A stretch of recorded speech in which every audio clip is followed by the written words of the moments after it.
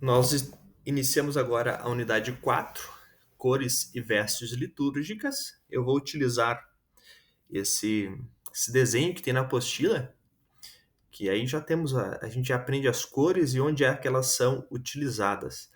Vamos começar pelo azul. Não é assim, não é esta ordem que está na apostila, lá começa pelo branco, acho que é o branco.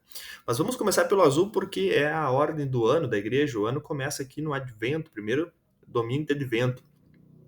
Então, no nosso desenho aqui, mostra que pode ser usado tanto o azul como o roxo nesse período. Nós preferimos usar o azul porque o azul expressa a ideia de esperança, lembra do céu e tudo mais. E aí nós estamos à esperança da vinda do Senhor, por isso utilizamos o azul. O roxo seria se nós tivéssemos a ideia do período aqui do Advento como uma espécie de penitência, ou até de preparação, né? O roxo até poderia ser usado dando a ideia de realeza, porque é isso que o roxo também pode significar. Depois nós temos o branco, aí nós começamos o período de Natal. Só um detalhe aqui, existe o tempo de Natal e essa parte de Natal aqui, pode confundir um pouco. O tempo do Natal, porque o ano é dividido em 3 tempos, né? O tempo do Natal é esse período todo aqui, de Advento, Natal e Epifania, tudo junto aqui. Até, na verdade, até a transfiguração do Senhor. Bem, o branco expressa santidade, pureza, paz, tem muitos significados no branco. E ele sempre é usado, o branco, em momentos festivos, em momentos festivos assim, de grande importância para a igreja, como o nascimento do Senhor, aqui tem todo o Natal e os dias antes e depois do Natal, os domingos depois, Epifania e batismo do Senhor, Transfiguração, Quinta-feira Santa por causa da Santa Ceia, a véspera de Páscoa, Páscoa, noite de Páscoa, e depois segue o branco aqui em todos esses dias e também na Ascensão. A Ascensão não ocorre num domingo, né? E por fim, Santíssima Trindade, né? Então, o branco tem esse simbolismo de santidade, justiça, e por isso que ele é utilizado nesses momentos tão especiais da igreja. Depois a gente chega no verde. O verde ele ocupa mais de 50% do ano, é o verde. Aqui está na Epifania, mas nós vemos aqui embaixo também, em todo o período de Pentecostes, temos o verde. E o verde, ele expressa a ideia de crescimento, porque a igreja cresce, né? A igreja, logo após o Pentecostes, a igreja começa a crescer.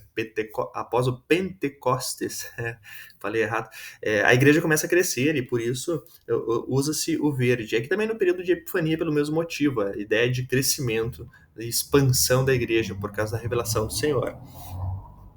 Depois a gente chega no roxo, já falei antes, quando a gente falou do azul, mas o roxo, portanto, ele expressa a ideia de, é, de penitência, ou é uma referência à realeza, de preparação, mas muito forte na penitência, por isso se usa o roxo.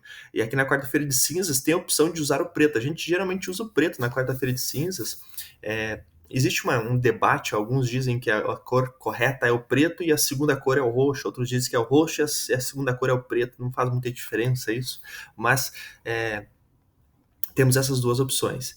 E aqui neste período da Semana Santa, desde o domingo de Ramos até a quarta-feira da Semana Santa, é possível usar o escarlate ou o roxo.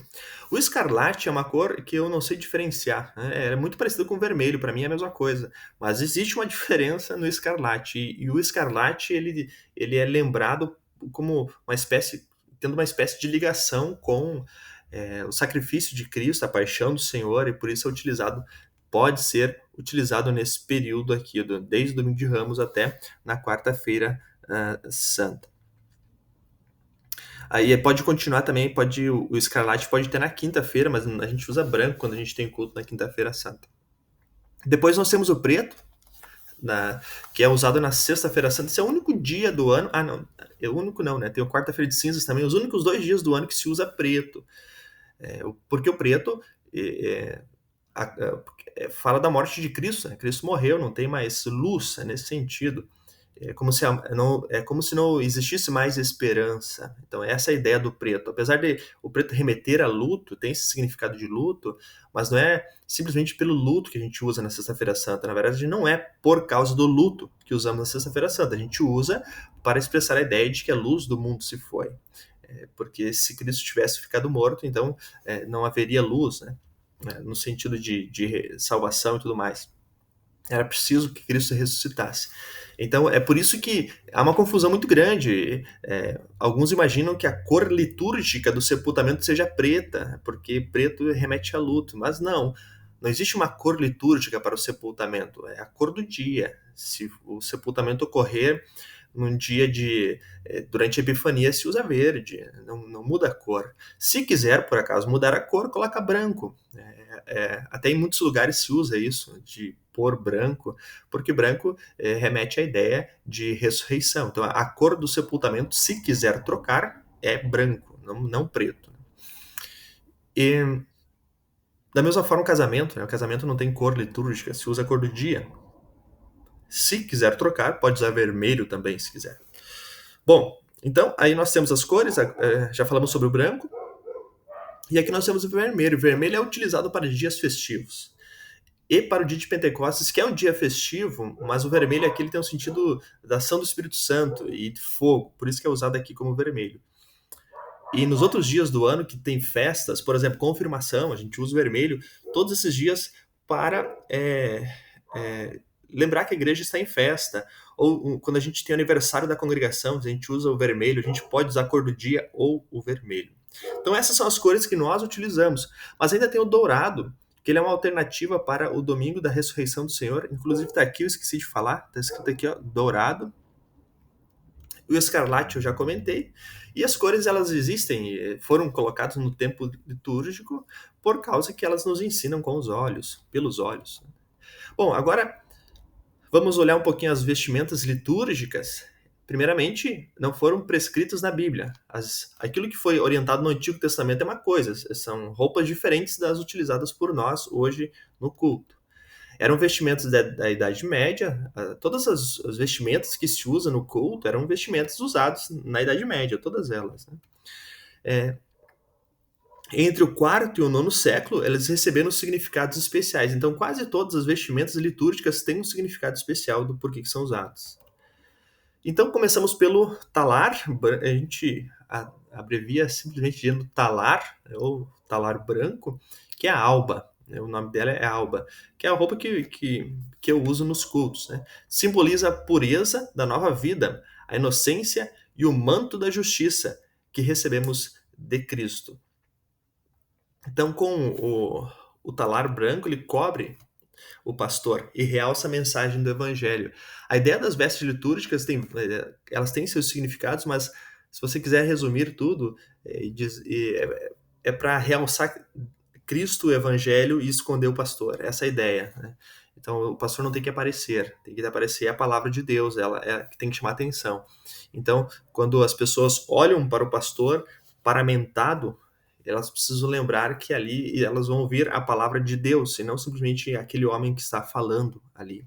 Esse também é o significado da camisa clerical, que a gente não tem aqui no nosso estudo, por enquanto, não foi colocado na apostila, mas a clerical é justamente isso, ela é toda preta, o pastor é pecador, e aí tem o colarinho branco, por causa que a palavra de Deus é pura e santa. Né?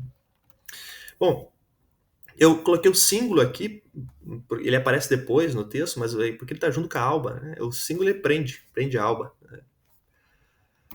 E não tem um significado específico para o símbolo.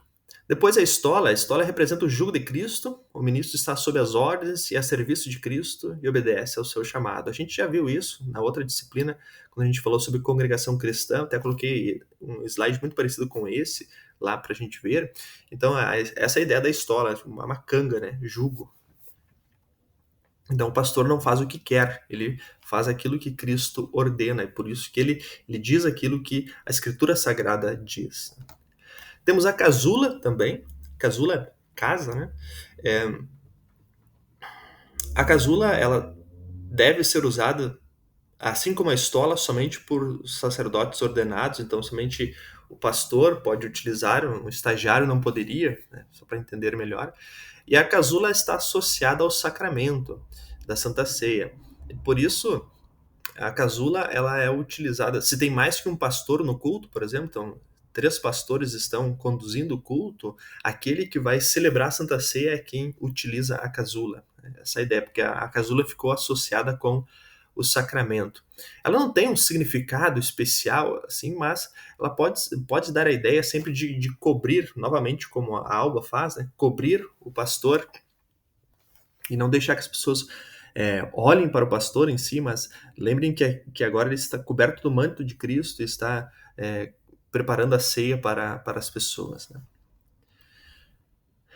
E o amicto, está escrito assim na apostila, mas ele também pode ser chamado de amito. É isso aí, é isso que está na imagem. É um negócio que vai em volta do pescoço. A gente não usa isso. Opa, passou. A gente não usa isso aqui, mas ele já foi usado, né? E pode ser usado também, mas não conheço nenhum pastor que usa isso aí. E tem um manípulo, ele é colocado aqui no braço esquerdo. Antigamente ele era usado para limpar a mão e tudo mais, né? Mas acabou sendo adotado por causa porque lá na antiguidade ele era utilizado para fazer uma distinção de quem é o grau da pessoa, né? Daí por isso que utilizava aquilo ali no braço. E a sobrepeliz é essa roupa branca que tem aqui em cima, vocês podem ver aqui essa roupa branca em cima dessa vestimenta preta. No século XI foi usado para ofício sem Santa Ceia. Isso aqui ainda é utilizado, em nossa igreja se usa ainda. Alguns locais eu vi imagens de pessoas utilizando, especialmente alunos do seminário. Mas eu vi em imagens, vídeos americanos. Do Brasil nunca vi ninguém usar isso. Sotaína. Eu esqueci de falar, então, a casula é usada em cima da sotaína, né?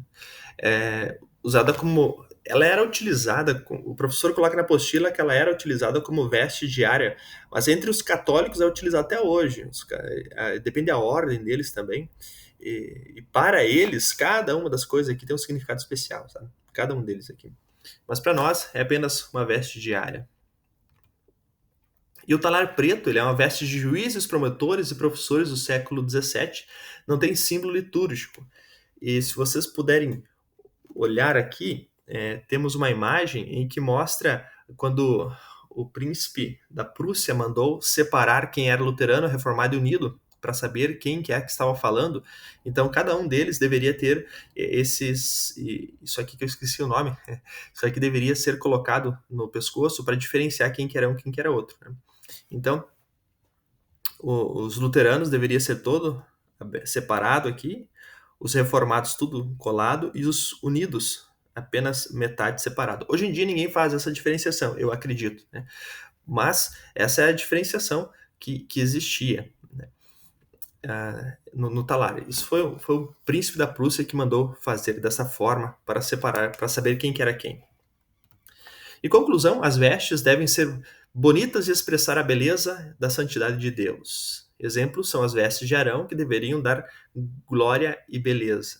Não a Deus, né, mas expressar isso. Então, as vestes litúrgicas elas devem ser bem cuidadas e elas são usadas para isso, para exaltar Deus e esconder a pessoa que está ali. Muito bem, era isso. Esse era o nosso capítulo, a nossa unidade 4.